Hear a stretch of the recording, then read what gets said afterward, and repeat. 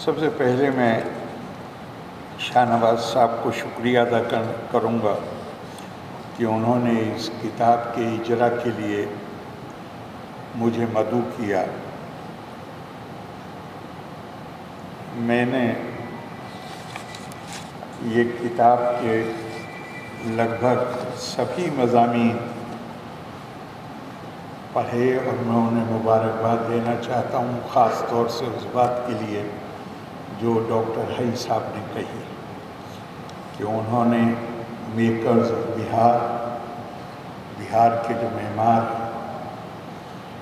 ان کو بھی یاد کیا ہے، اور دوسرے مضامین جو حالات حاضرہ سے تعلق رکھتے ہیں وہ ان کی حساسیت، ان کی دردمندی اس میں صاف جھلکتی۔ میں سوچ رہا تھا کہ احساس، دردمندی، جذبات، جوش، اگر ہم تاریخ پہ نظر ڈالیں، انسانی تہذیب کی تاریخ جوش اور ہوش کے بیچ کشمکش کی کہانی۔ جی، کون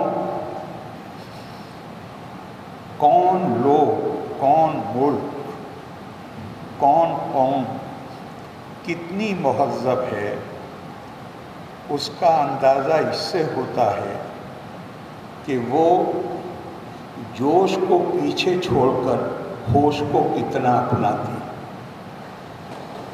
اور تاریخ پہ نظر ڈال لیجیے، جوش میں، اسی لیے میں تالیوں کے بھی خلاف ہوں، تقریباً ہر جگہ کہتا ہوں کہ سیاست میں جو لوگ ہیں اور میڈیا بھی، وہ اس کو TRP کے نام سے جانتے ہیں، ہم جلسے میں تالیاں بجوا کے خوش ہوتے ہیں۔ اس کا مقصد ہی ایک ہوتا ہے، جو ڈاکٹر یہاں پہ ہیں، ڈاکٹر صاحب تو بڑے ڈاکٹر ہیں، اور بھی کوئی ڈاکٹر ہوں تو وہ ایگری کریں گے کہ جب آپ جوش میں آتے ہیں، تالی بجاتے ہیں، تو آپ کے جسم میں کچھ ہارمون ریلیز ہوتے ہیں جو آپ کی عقل پہ پردہ ڈال دیتے ہیں اور سوچنے سمجھنے کی صلاحیت کو ختم کر دیتے ہیں۔ اس لیے میں بہت جگہ میٹنگوں میں آنے کے بعد کہتا ہوں، خدا کے واسطے پہلے جتنی تالیاں بجانی ہیں بجا لیجئے، بیچ میں مت بجائیے گا، اس پہ غور کیجیے گا کہ میں کیا کروں۔ مجھے کوئی دل میں ذرا سا بھی شبہ نہیں ہے کہ شاہ نواز صاحب ایک درد مند دل رکھتے ہیں، سوچنے والا ذہن رکھتے ہیں، لیکن بدقسمتی ہماری یہ ہے کہ عام لوگوں کو کیا، بلکہ خاص لوگوں کو بھی، جب وہ کسی حساس اور نازک مسئلے پہ قلم اٹھاتے ہیں، انہیں پوری چیز کا علم نہیں ہوتا۔ اب جیسے میں ایک ہی مضمون، یہ کتاب تو ایسی ہے کہ اس کے ہر مضمون پر آپ، اور اگر آپ کرنا چاہیں تو میں اویلیبل رہوں گا، اور آپ یہاں کرنا چاہیں اس کے اوپر ڈسکشن تو ہم آپ کے لیے وہ سہولت کریں گے۔ ہر مضمون پر لمبی چوڑی بحث ہو سکتی ہے، لیکن ایک ایسا مضمون ہے اس میں جس نے ہندوستان کی سیاست کو، ہندوستان کے حالات کو بڑی گہرائی سے متاثر کیا ہے، اور اس پر جو آپ کا مضمون ہے اس کا نام ہے انصاف میں آستھا کا خطرناک دخل۔ جو سپریم کورٹ کا ججمنٹ ہے اس کے اوپر یہ مضمون ہے۔ بظاہر جو چیزیں سامنے نظر آتی ہیں اس کے حساب سے آپ کے پاس کوئی چارہ نہیں کہ آپ نے جن خیالات کا اظہار کیا ہے اس سے اتفاق کیا جائے، لیکن یہ دنیا قدرت نے اسباب و علل کی دنیا بنائی۔ یہاں کوئی چیز ایسی نہیں ہے جو ویکوم میں، ہر چیز کا کوئی سبب ہے۔ ہم انکار کر سکتے ہیں یہ ملک آستھا کے نام پہ بانٹا گیا، کیا ہم اس سے انکار کر سکتے ہیں؟ خالص مذہب کا استعمال کر کے اور مذہبی نعرے لگا کے اور ناجائز جوش پیدا کر کے اور مولانا آزاد کے الفاظ استعمال کروں تو اسلام کا ناجائز استعمال کر کے جذبات بھڑکائے گئے۔ آپ کا مضمون بھی ہے مولانا آزاد کے اوپر، مولانا آزاد کی تقریریں بھی ہیں، اور مجھے اتنا اچھا لگا کہ اس مضمون میں آپ نے کہا کہ 25 سال تک تو جب تک بنگلہ دیش بن گیا تب تک تو ہم نے اپنا تعلق ہی محسوس نہیں کیا اپنے ملک سے، اور اپنے آپ کو الگ رکھا۔ جب کوئی چھوٹی موٹی بات ہوئی تو فوراً بوریا بستر باندھا کہ ہم پاکستان۔ آپ یہ اعتراف کرنا اپنے آپ میں، یہ جرأت کا کام ہے۔ لیکن میں اپنے آپ کو محدود رکھنا چاہتا ہوں اس مضمون تک جو آستھا کا۔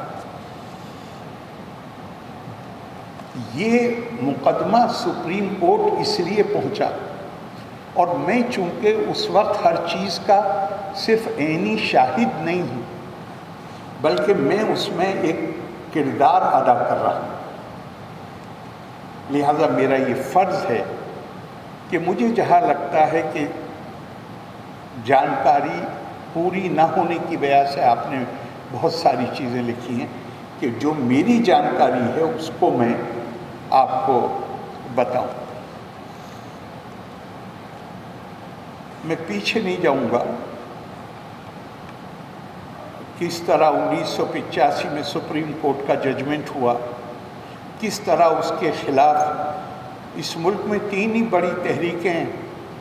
میں تو اقلیت کا لفظ کبھی استعمال نہیں کرتا کیونکہ مجھے اس میں کم آئے گی، احساس کم تری کی بو آتی ہے۔ میں کم نہیں ہوں کسی سے، میں اپنے ملک میں کم بن کے نہیں رہوں گا، یہ میرا آج کا فیصلہ نہیں ہے۔ 80 میں جب پہلی بار پارلیمنٹ آیا اور کسی نے مجھے کہا مائنورٹی لیڈر، تو میں نے کہا کہ میری ایمبیشن اس سے کہیں زیادہ بڑی ہے۔ اللہ نے اتنا بڑا ملک میں مجھے پیدا کیا ہے، میں اس میں ایک چھوٹے سے حصے کا ترجمان نہیں بننا چاہتا۔ یہ 80 کا انٹرویو ہے جو سنڈے میں بھی چھپا ہے اور رویوار میں بھی چھپا ہے، تو یہ میرے کوئی نئی بات میں نہیں کہہ رہا ہوں۔ لیکن 85 میں سپریم کورٹ کا فیصلہ آیا۔ یاد کر لیجئے، بہار میں بھی بڑی بڑی میٹنگیں ہوئی اس فیصلے کے خلاف۔ قرآن کی واضح ہدایت، میں کہتا ہوں آپ حکم نہیں ماننا چاہتے تو مت مانیے، قرآن تو خود بھی نہیں کہتا کہ قرآن احکام کی کتاب ہے، قرآن تو ہدایت کی کتاب، قرآن خود کہتا ہے۔ لیکن قرآن کی صریح آیت وَلِلْمُطَلَّقَاتِ مَتَاعٌ بِالْمَعْرُوفِ حَقًّا عَلَى الْمُتَّقِينَ، علماء نے کہا، پرسنل لاء بورڈ نے کہا کہ یہ تو متقی لوگوں کو اچھے عمل کی تلقین کی گئی، یہ احکام نہیں مانا جا سکتا۔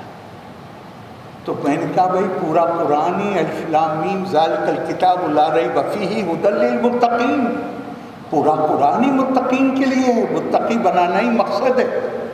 لیکن ایک ناتجربے کار پرائم منسٹر پر بڑی بڑی میٹنگیں کر کے وائلنٹ زبان بول کے، متشدد، میں امید کرتا تھا کہ اس میں کوئی ریفرنس ہوگا اس آرٹیکل۔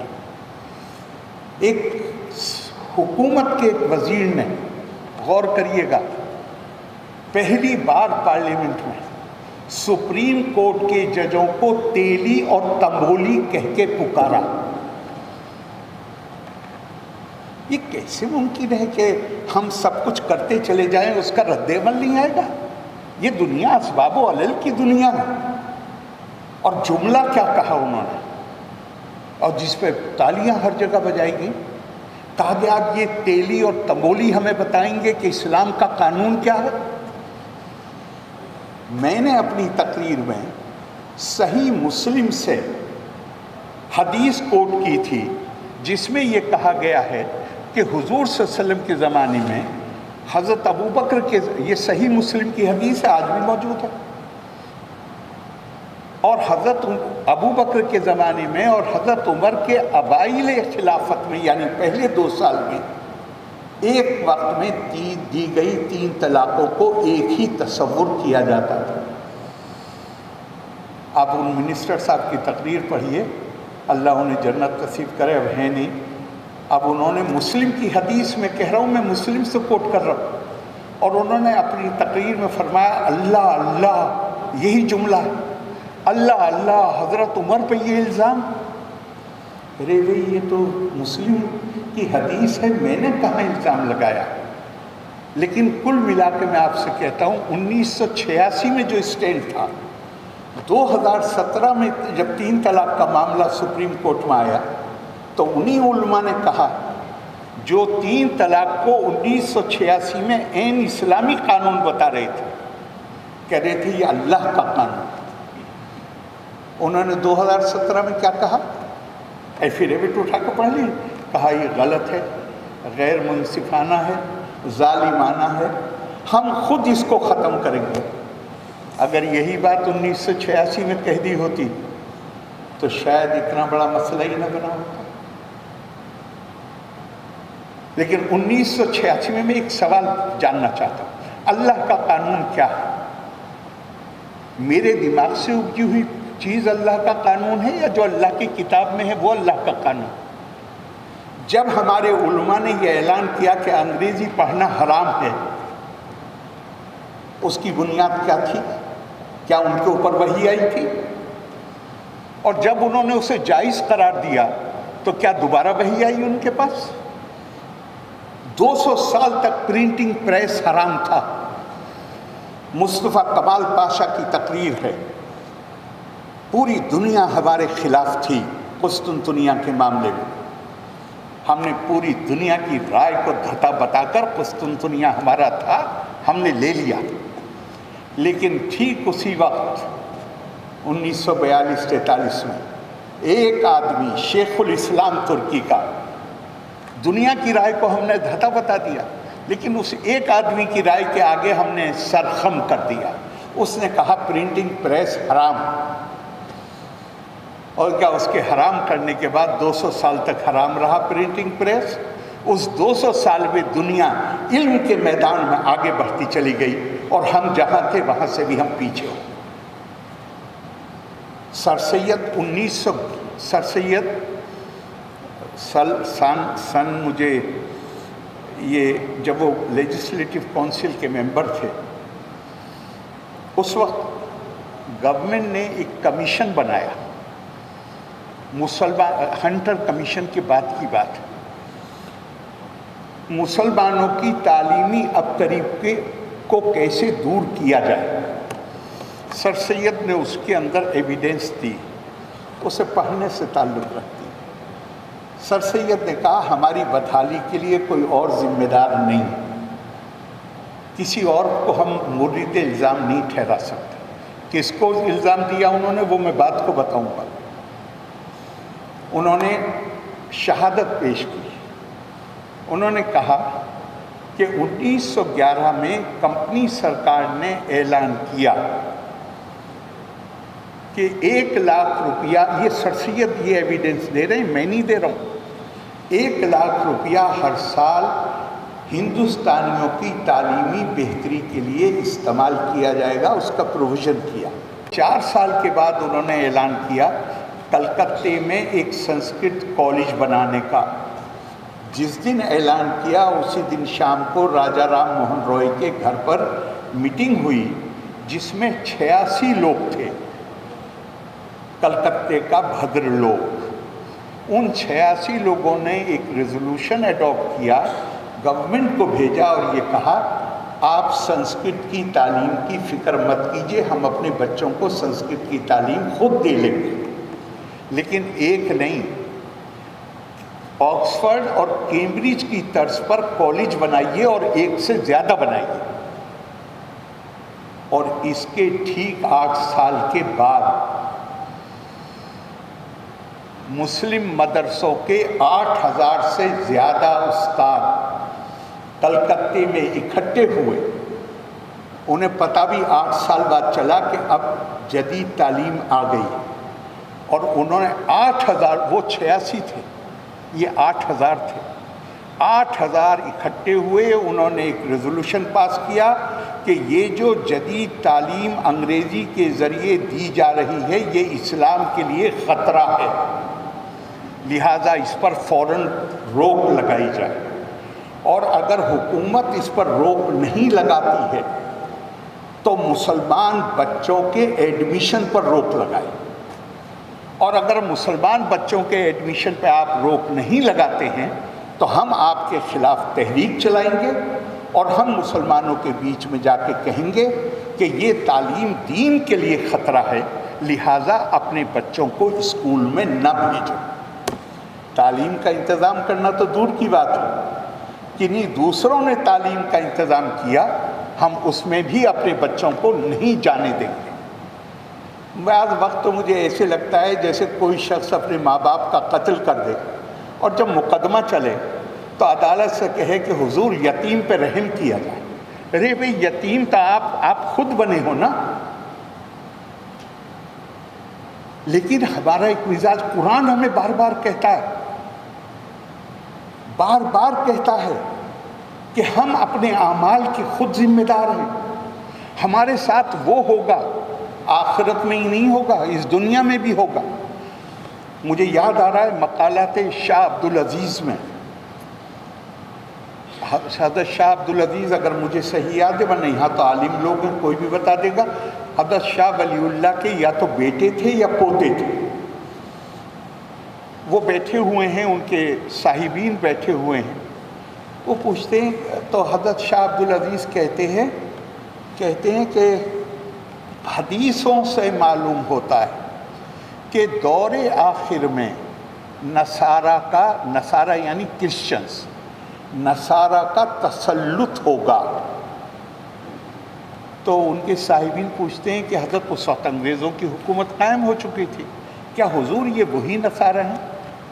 تو شاہ عبدالعزیز جواب دیتے ہیں مجھے لگتا ہے وہی، اور اس کے بعد ایک حدیث کوٹ کرتے ہیں، نہیں حدیث سے پہلے کہتے ہیں، حدیث کے بعد کہتے ہیں، حدیث کوٹ کرتے ہیں، الملک یبقی بالکفر ولا یبقی بالظلم، ملک کفر کے ساتھ چل سکتا ہے، حضور نے فرمایا ملک کفر کے ساتھ چل سکتا ہے، ظلم کے ساتھ نہیں چل سکتا۔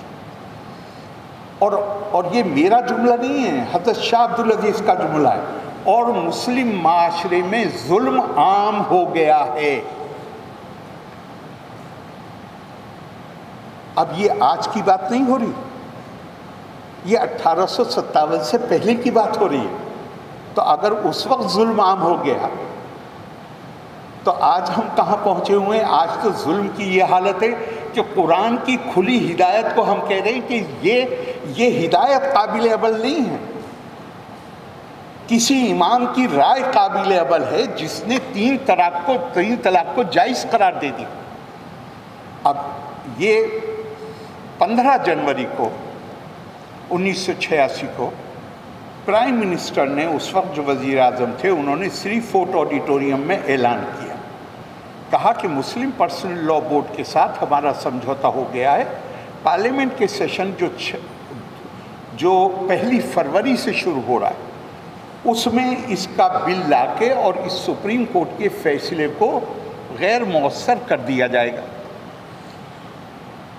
ملک میں جو ماحول بنا مجھے بتانے کی ضرورت نہیں ہے، جن لوگوں کو یاد ہو کہ گری لال جین جیسے آدمی بھی جو روایتی حمایتی تھے وہ بھی راجیو جی کے خلاف ہو، اور وہاں پہ یہ دوڑ شروع ہوئی کہ مسلمان بہت خوش ہیں شاہ بانو کے اس فیصلے سے، اب ہندوؤں میں جو ناراضگی ہے اس کو بیلنس کرنے کے لیے کوئی کام کیا جائے۔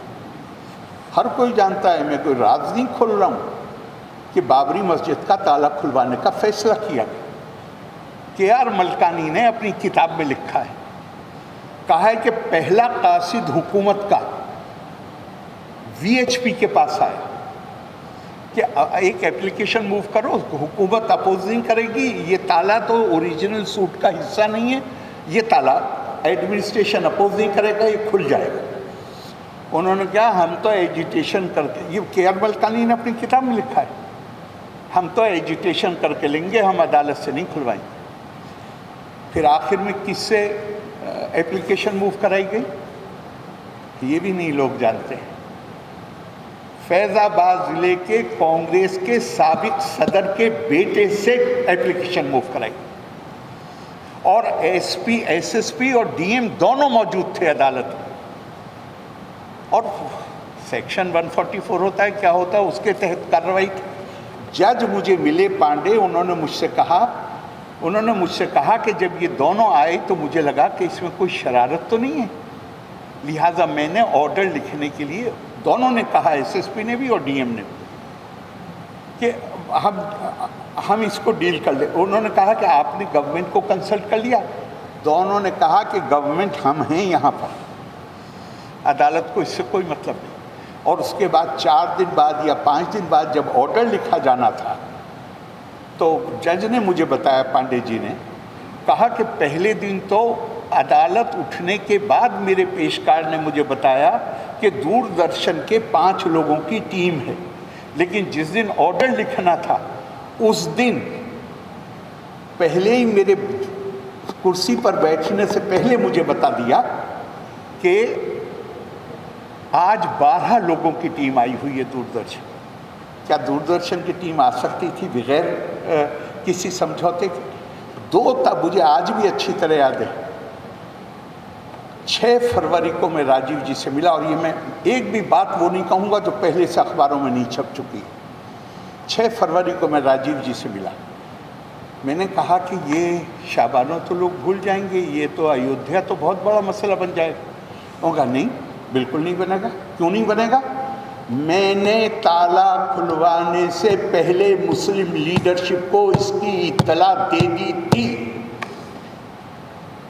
اور اگر آپ کہیں تو میں علی میاں کی کاروانی زندگی سے کچھ اقتباسات پڑھ کے ابھی آپ کو سنا دیتا ہوں کہ وہ کس قدر مخالف تھے بابری مسجد ایجیٹیشن کی۔ آپ کہیں تو پڑھ کے سنا دوں، کیونکہ راجیو جی نے مجھ سے نام نہیں لیا، لیکن بات اس سے صاف ہو گئی کہ جس دن تالا کھلا اس کے اگلے دن علی میاں کا بیان قومی آواز میں چھپا، اور بیان کیا تھا؟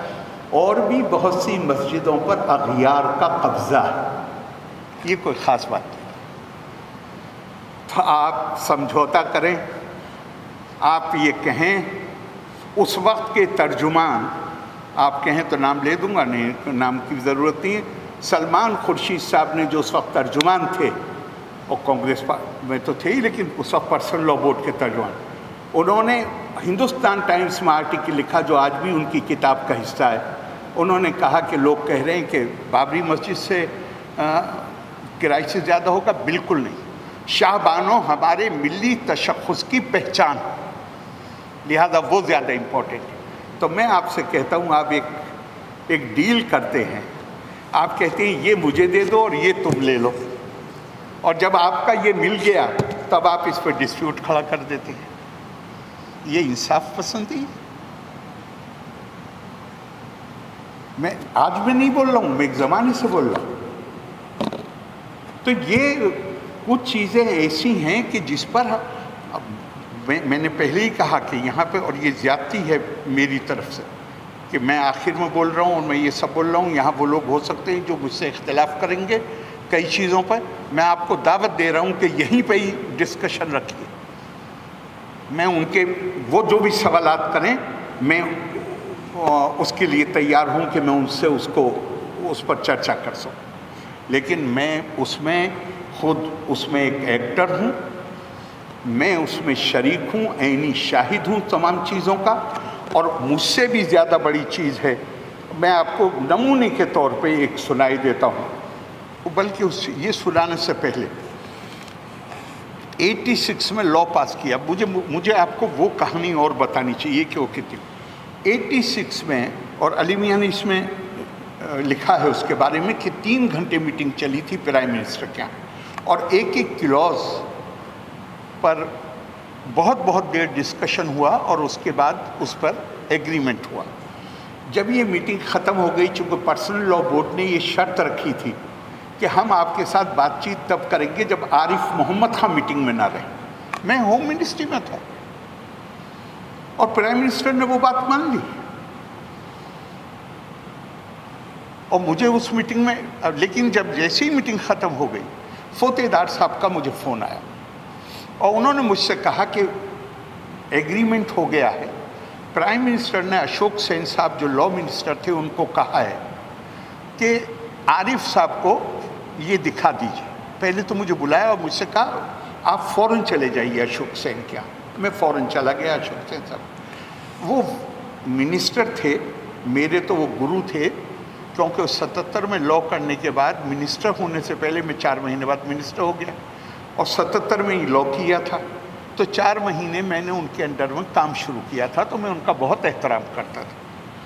वो लॉयर ज़्यादा थे, अपनी कुर्सी पे बैठे थे, मैं सामने बैठ गया, उन्होंने मुझे ड्राफ्ट दिया, मैंने पढ़ा और जब मैं सेक्शन 3 पे पहुंचा तो मैं रुका, 2-3 दफ़ा पढ़ा, फिर पूरे को पढ़ा और फिर मैं पलट के आया और मैंने कहा उनसे, मैंने कहा मैं उनको थे, हम कुलीग थे उसी गवर्नमेंट में, वो भी मिनिस्टर थे, मैं भी मिनिस्टर थे, लेकिन मैं उनको गुरु मानता था, उनका बहुत एहतराम करता था। तो मैंने कहा कि सर ये वो तो नहीं है जो पर्सनल लॉ बोर्ड डिमांड कर रहा था? बोले नहीं, सब मान गए। मैंने कहा सर ये तो अल्फाज बिल्कुल साफ हैं, इन लोगों की ये डिमांड थी कि इद्दत के दौर की मुद्दत तक ही शौहर की जिम्मेदारी है। यहाँ ये लिखा हुआ है कि payment a fair and reasonable provision to be made and paid with in the period of इद्दत, यानी वो रकम की अदायगी इद्दत के अंदर होगी, वो रकम कितनी होगी और किस मुद्दत के लिए होगी। तो इसको तो अदालत ये कहेगी कि ये तो जब तक वो दूसरी शादी न कर ले या उसकी मौत ना हो जाए, जो आमतौर से मुस्लिम मुल्कों में व्यू लिया गया है, अदालत ये कहेगी। तो उन्होंने मुझे डिसमिस किया, नहीं नहीं नहीं तुम इसकी फिक्र मत करो, वो उनके साथ एग्रीमेंट हो गया। फिर उनकी समझ में आ गया कि आया होगा कि मैं समझ गया हूँ इस चीज़। वल्लाह आपसे मैं कहता हूँ, मैं उस आदमी को जिसको मैं उस्ताद मानता था और एहतराम करता था, अब मैं जो चलने के लिए चला जो वापस जाने के लिए, तो क्या देखता हूँ कि दरवाजे के सामने अशोक सेन साहब हाथ जोड़ के खड़े हुए। मैं कहा सर आप ये क्या कर रहे हैं? आरिफ तुम्हें एक वादा करना पड़ेगा मुझसे। मैं कहा जी बताइए। ये बात तुम किसी को जाके बताओगे? मैं कहा सर ये तो धोखा हो जाएगा, इनको धोखा देकर ही डील किया जा सकता है। ये जुमला था अशोक सेन साहब। और वो कुछ ही दिन के अंदर, 3 साल के अंदर लखनऊ बेंच से फैसला आ गया।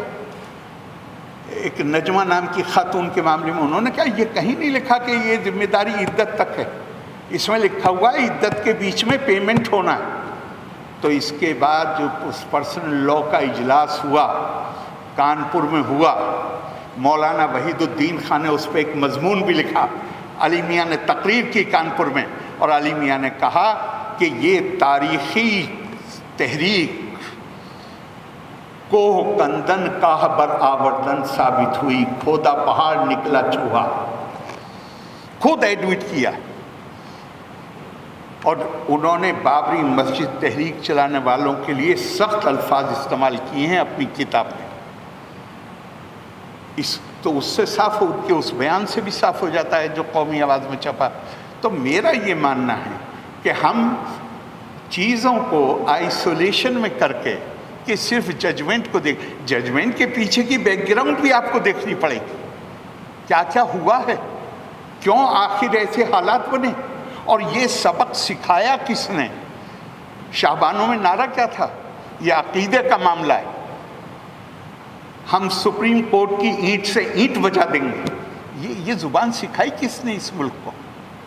ये गौर करना चाहिए।